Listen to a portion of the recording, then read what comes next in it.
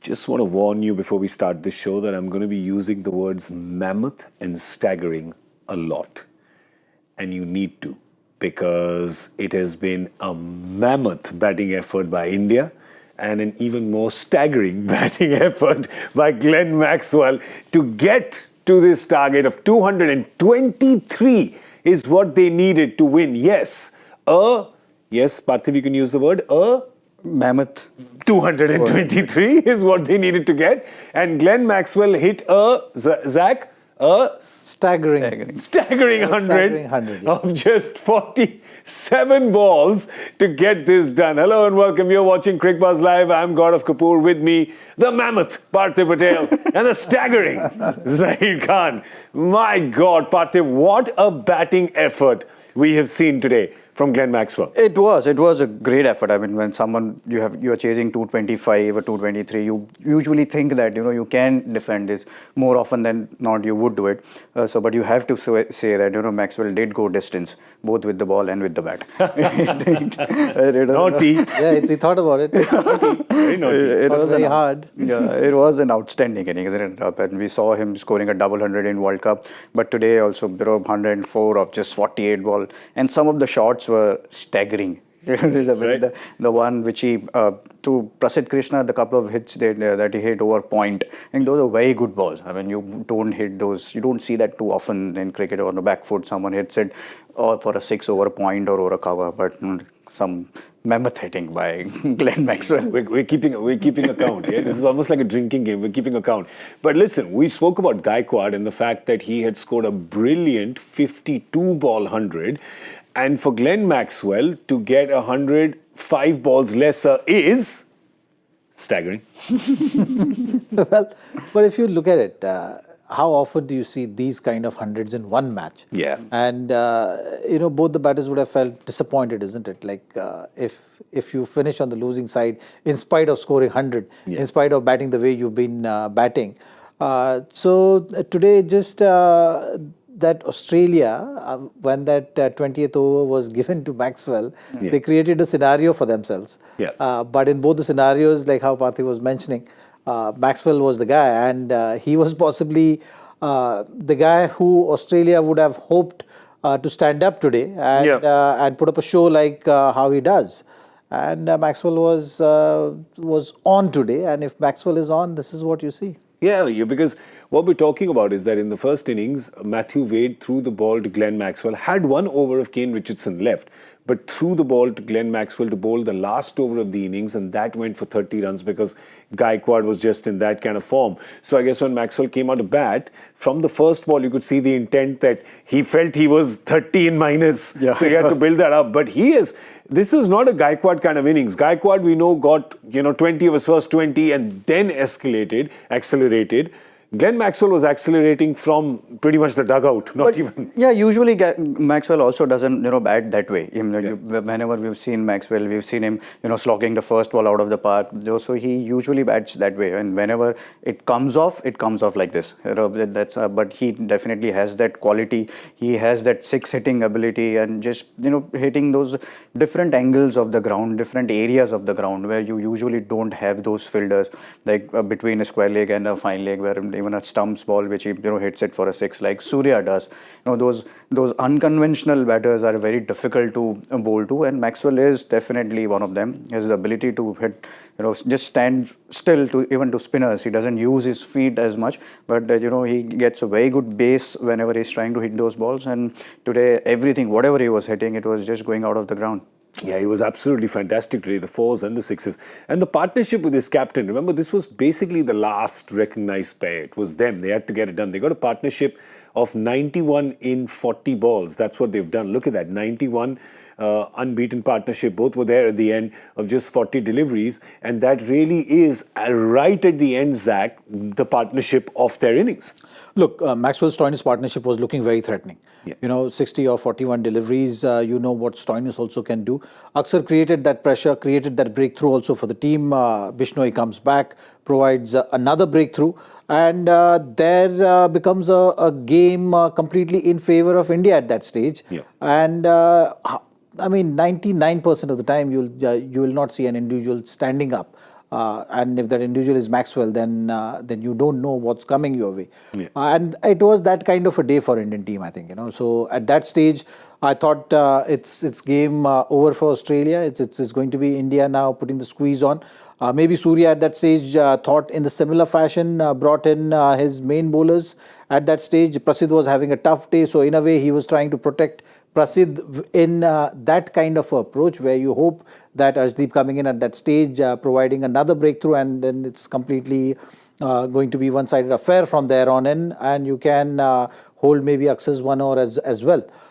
The biggest learning, I think, for Surya and everyone will be at this stage is to, in a game like this, maybe just go with the flow and not really think about finishing the game there, and getting your tough bowlers who are having a tough day on, and not leaving a spinner to finish the job. So if you see the last 3 overs bowled by Prasidh and Aksar between them, was always going to be a lot of pressure on them because they were anyways having a tough day today. Yeah.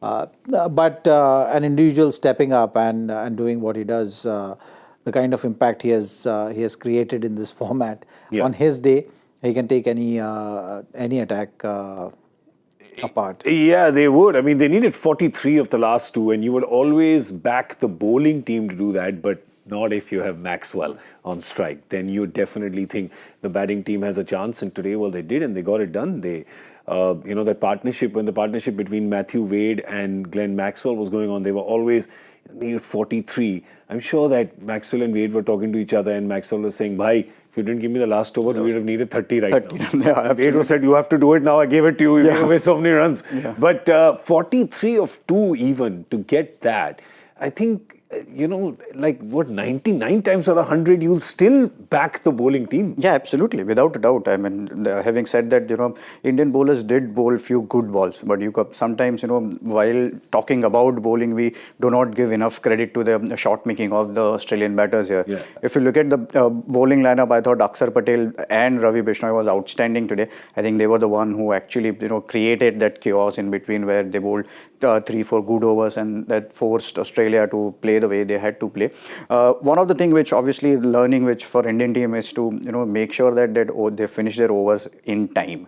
Yeah. I mean, today last over they had an extra fielder inside, and the first ball of Matthew Wade which went to deep square leg, usually there would have been a fielder there and then he would have got out there. So I think that's something which I think every team will have to take care in the mind, because that can actually affect the result. And today's game, I think that was again one of the reasons why India could not defend those 21 in last over. I think we've seen that a few times now, right? This rule is really becoming effective in changing games, because in the last over, suddenly instead of 5, when you have 4 outside on the boundary, it changes your angles, it changes your bowling, it changes the captain's thought. You've seen that in the first match as well. Yep. When Australia were defending, I think they got penalised for 2 overs. Yeah. They had to keep fielders inside for 2 overs, and they were defending 209 in the first one. Any game which is going to go over 200, your bowlers are going to be under pressure at that stage. So it's very hard to control things also. You've seen the discussions which were going. The captain and the think tank were trying to get together, maybe trying to slow the game down and looking at the right option. That is definitely going to take that much longer then. So yeah, something to food for thought for sure. Yeah. For every team. Yeah. Because you talk about this game, you talk about small margins, you talk about controlling the controllables, you talk about not bowling no balls, you talk about not bowling wides, maybe wides if you're strategically bowling to a certain batter in the weak zone, not to come in the arc. Then at times teams decide that, okay, if you're bowling wides for that reason, is going to be fine, but then it's controllable. So I think this is going to be a crucial aspect going forward, especially in this format where teams will be very cautious of or very concerned, and making sure that they do not get into situations like this, especially when you are under the pump and the pressure is on. And today I can tell you this much, that Ishan Kishan will be steering clear of Akshar Patel. He's very lucky that Akshar is a jovial guy, because those figures you see of Akshar, they actually don't tell you how well he has bowled. He bowled a 19th over against a marauding Glenn Maxwell, and and Matthew Wade, and he did that well. But what has happened there is there were two. Well, actually, the main error that's happened over there is the fact that there was a no ball given because Ishan Kishan came ahead of the stumps. Yeah. Parthiv, you'll talk us through that rule and just how expensive that turned out to be. So basically, when your gloves are ahead of your stump, you're supposed to collect the ball behind the stump and not ahead of the stump. And even if you collect it, it's a no ball, and that's exactly what happened. Though it was the margin of error was only 1 centimeter, and as a wicket keeper, you usually try and get your hands very quickly, but you have to make sure that the hands stays behind the stump. And in this case, Ishan's hand were ahead of the stump and no ball, and next ball went for a 6. The free hit. Free hit. So I think that made a big difference. But see, there was another by boundary, but that can happen because Maxwell was trying to play a reverse sweep, but that can happen. But these errors are, that's something which is in your control, and you have to, in expense of taking an early stumping, you just gave away that no ball. I just want to ask you both one question though, because it was Ishan who called to the square leg umpire and said, check for the stumping, check if Wade is in or not. I'm just saying it was checked, and that's how the umpire noticed that it was not completely behind. If it was not checked on the replay, I don't think it would have been called because it was the margin was so small. Correct, but you're also thinking of a wicket there. Yeah. And wicket at any stage, there's no compromises on that. Yeah. If you get a wicket, I mean, imagine if that stumping was resulted in a wicket. New batter walking in, you would have created a scenario for the team which would have helped, and then we would have been talking about the small margins again. Yeah. One hit, Maxwell getting less strike, all those kind of factors come in. So there's no doubt about all those other things. The attempt of stumping was on. I don't think even Ishan Kishan realized it. Yeah, but it was he got it also. It was very wide. Yeah. When you're going that far wide, you're never going to judge exactly whether you're cutting the line or not. Yeah, you can't. Yeah. So Parthiv will tell us now, honestly, how many times do keepers end up doing it and not get? Not intentionally. I don't think keeper does know, it. Not intentionally. It just happens sometimes, when you want the situation of the game where, as I said, you want to have a very quick stumping, and that's when you can make that kind of a mistake. Yeah. Unfortunately, that mistake made at a crucial time of the game. मैं आपकी खुददारी को question नहीं कर रहा. ये मत समझ. No. But also understand the lefty batter was there batting. Aksar was bowling around the wicket, and the angle which was created, obviously, for a keeper to cut the angle, it's better to go in front than back. Then otherwise, the distance of the ball increases. So with the angle, the ball would have gone further, and it might have resulted in byes. Yeah. So obviously, to collect the ball, you cut the angle, but you don't know whether you're cutting the line or not. Cricket, jokes, geometry, algebra, सब कुछ मिलता है आपको यहाँ पे. Well, so that's what happened. But see, here's the thing: when a game goes down to the last ball, there will just be so many ifs and buts and what ifs and by a hair, by a whisker, and that's happened today as well. Surya's catch, for example. Yeah, right. I mean, Matthew Wade's catch, the one that Surya will look at that and he'll say, 11 times out of 10, I'll catch that. Yeah, absolutely. I think that's exactly where, rightly put it. It was a great effort. It was probably, he hit it right off the middle. First reaction was, probably Surya made a great effort, but it was just at a catchable height, and we know how good a fielder Surya Kumar Yadav is. But that comes down to again that if he had taken that catch, Maxwell wouldn't have not come on the strike. So all these sort of things do happen in cricket, and that is the reason why this format is so exciting, where someone scores 222 and you get chased down in last ball of the over. So all in all, we had cricket was the ultimate winner today. Small margins. Small margins. I mean, that Tilak's one boundary save was also good. In a team environment, in a game like this, you got to highlight the positives as well.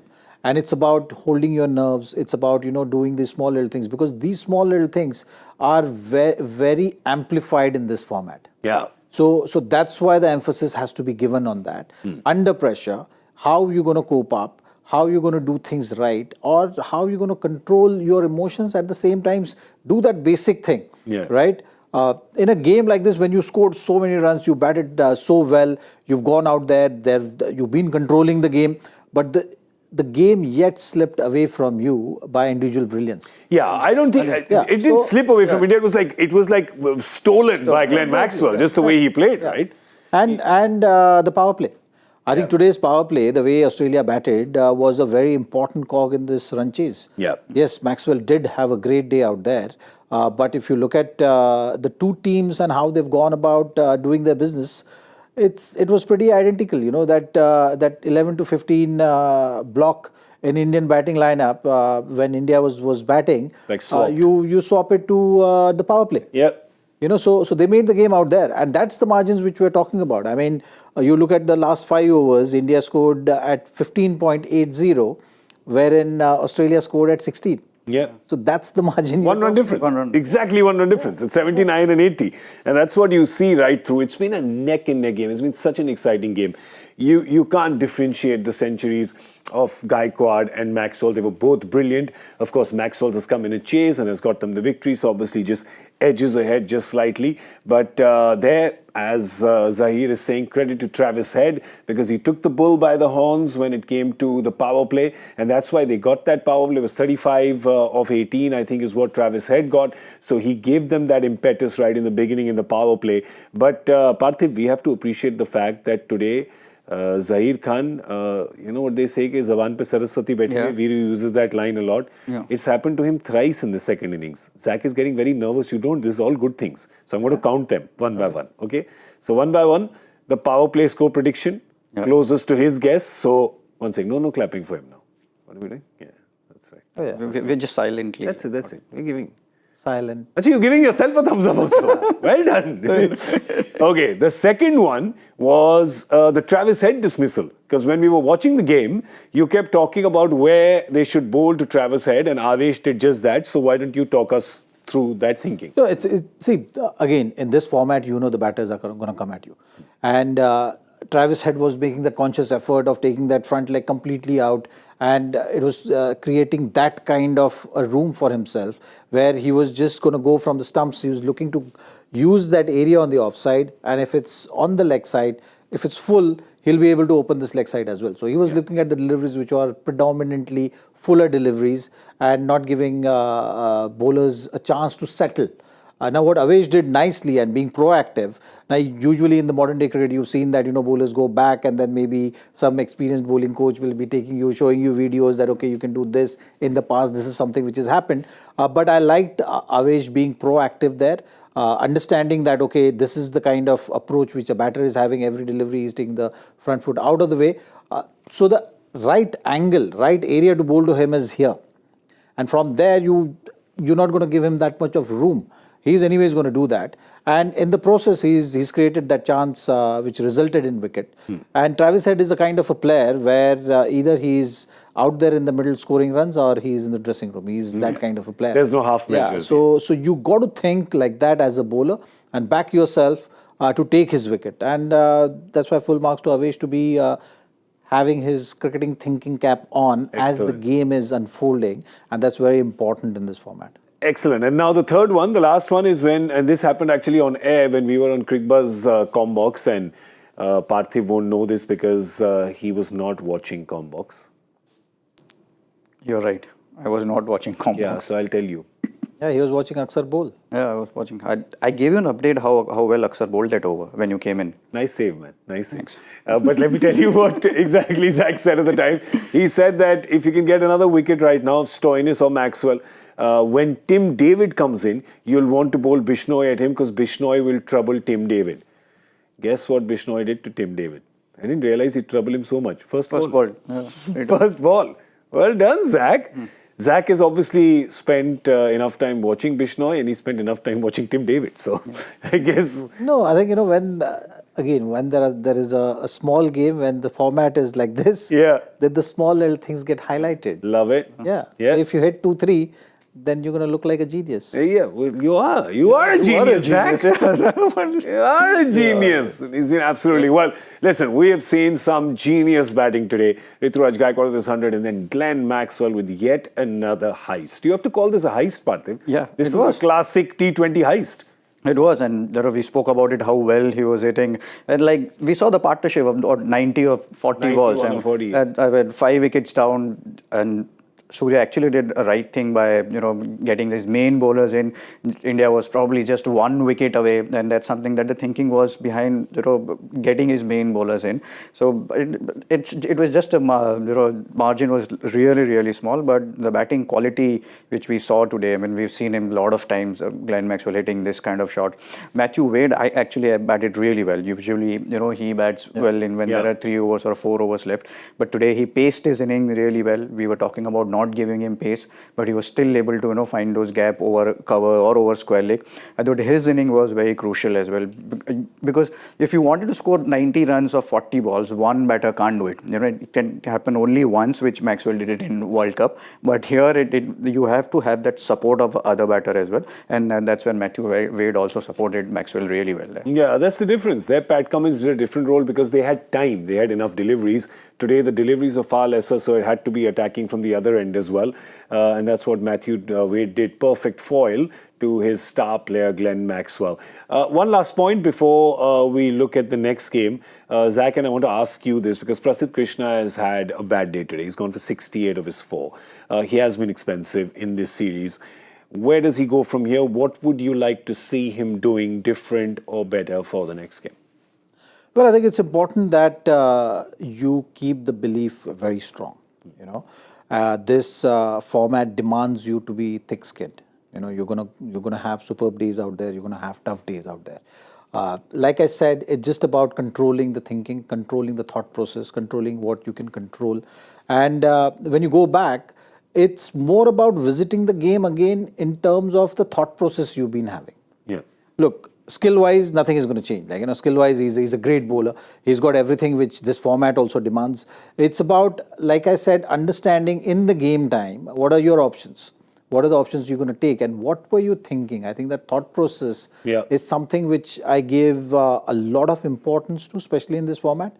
Because if you are just clear in your thinking, half the things in terms of execution gets taken care. Yeah. So if I have to advise anything, it's just about not worrying about having a tough day. Yeah. It's just about going back there, maybe see your spell, what you are having today, and then think about what you are thinking while that was happening. Yeah. And that is just going to give you more assurance when you are again put back into a high pressure zone. It doesn't matter who's batting. I'm not saying that because Maxwell hit today and or may Wade hit you a few shots.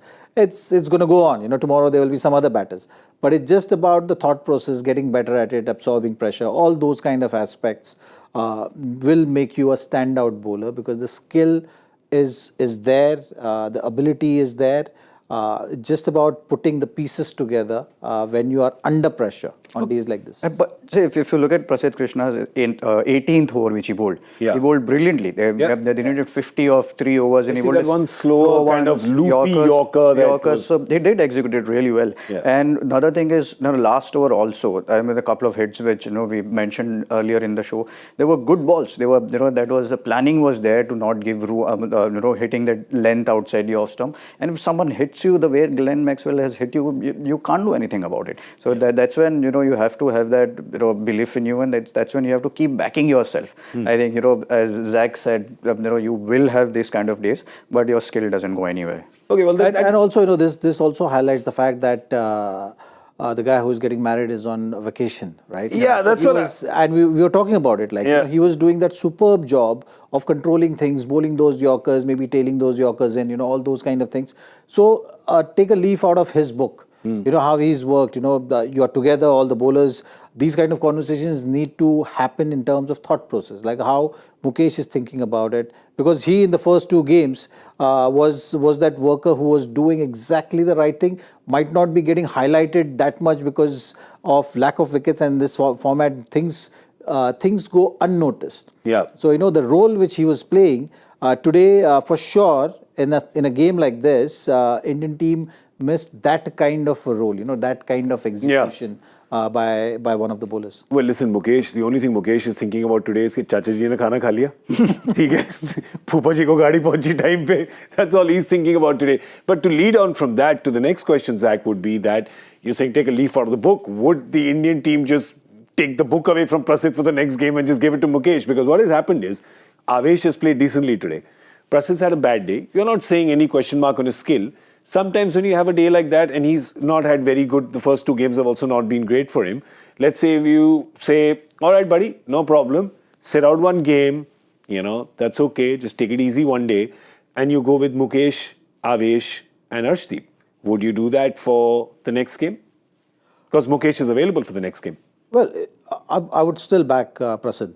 Yeah. So would you swap Mukesh and Avesh then? Yeah, I think you will go back because that's how you started the series. Yeah. That combination was working for you nicely. One tough day shouldn't change that kind of a thought process.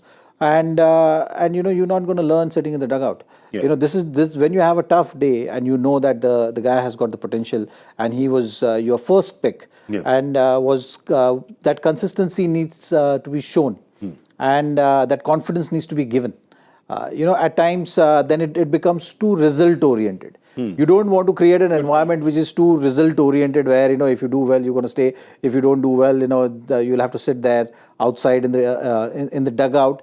That creates more doubts in terms of a bowler approaching the game.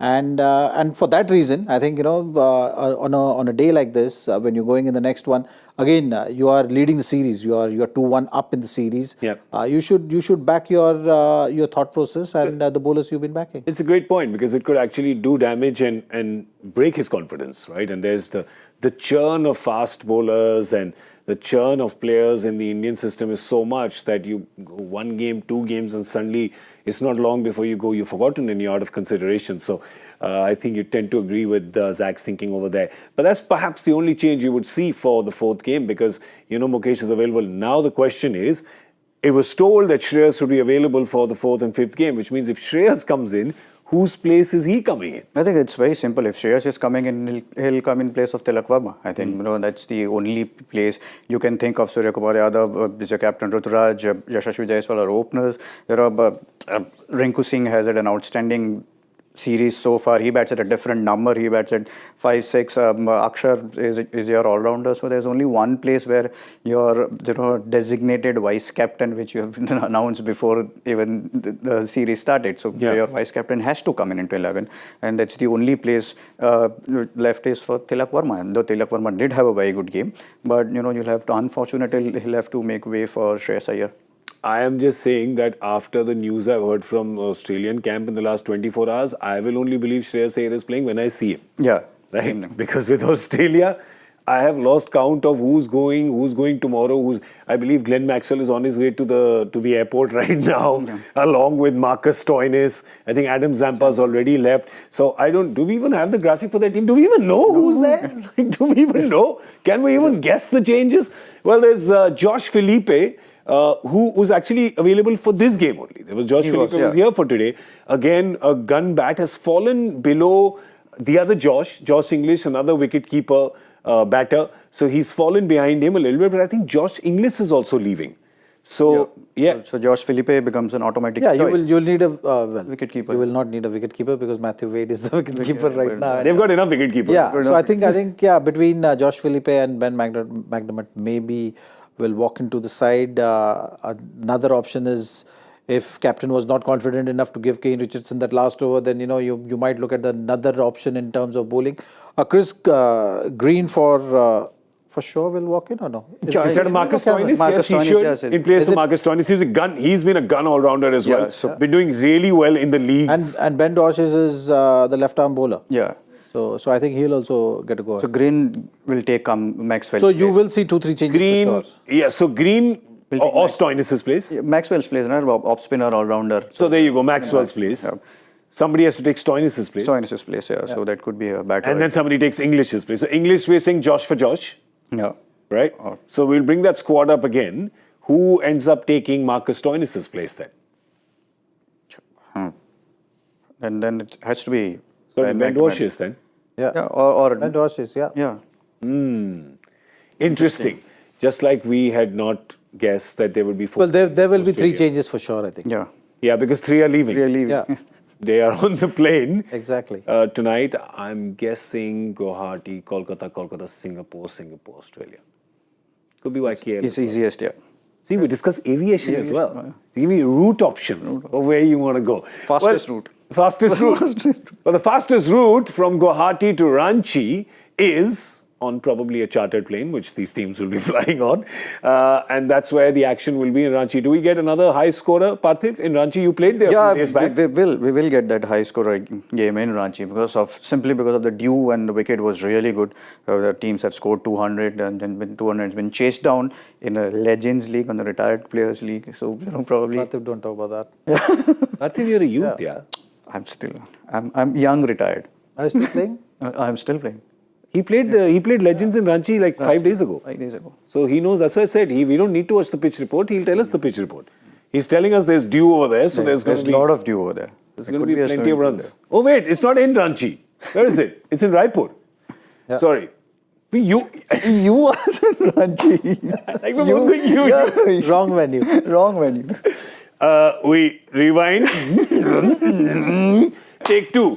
Of course, the teams will be going from Guwahati to Raipur, not to Ranchi, where I'm guessing there will be dew. Yeah, it's due everywhere in India around this time. I think that's safe to say that there's going to be.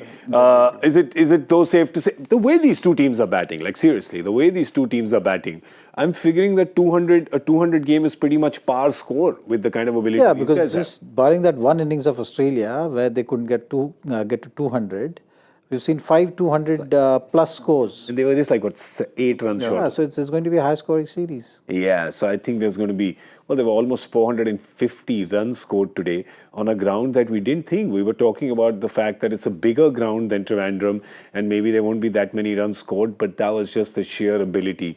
We saw 2 very, very good innings today and credit to both of them, but then it was Glenn Maxwell against that bank robber who, when he checks in, just make sure he checks out with the game, and that's exactly what he did today. So just to round up what happened, India had a chance of winning the series today 3-0, but, well, Australia still alive in it. Don't ever rule them out. You should know that by now, all of you. They put in India to bat. India got to a mammoth. It's back. 222, 3 little ducks. Rituraj Gaikwad got 1-2-3, not out of 57.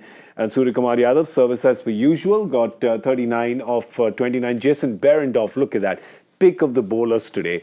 He bowled in a game where 447 runs had been scored. He has bowled his 4 overs for 12 runs. Yeah. Amazing. Staggering. It's staggering.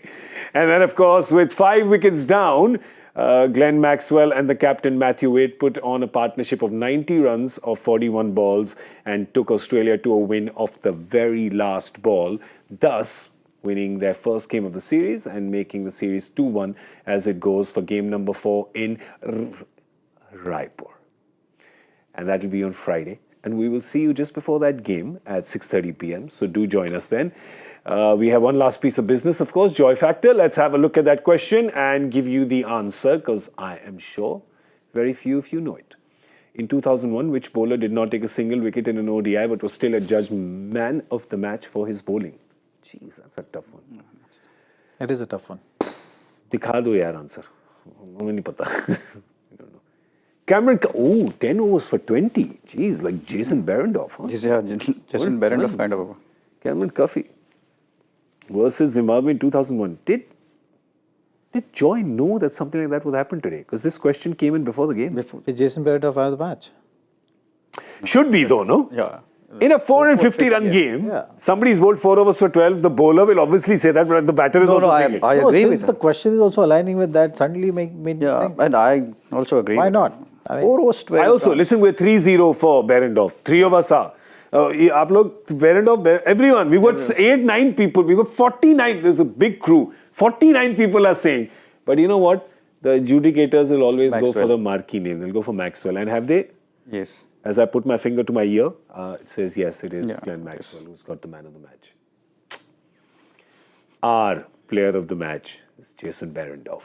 But Joy's player of the match is Abhishek Kalur. I think Abhishek won something recently as well. Yeah. I think Abhishek is one of those Joy Factor Hall of Famers. So well done, Abhishek. Congratulations to you. Well, that's all we have time for. So we're going to scoot out of here. We're going to see you on Friday. So do join us then. Big thank you to Parthiv Patel and Zaheer Khan. Thanks, Zach. Do you want to just put your foot up and show people your floaters before we go? Show them. Relax. So relaxed. Suit with floaters. These kids and their fashion, I tell you, I can't keep up. I'm Gaurav Kapur. You were watching Cricbuzz Live. Good night. Thanks for watching.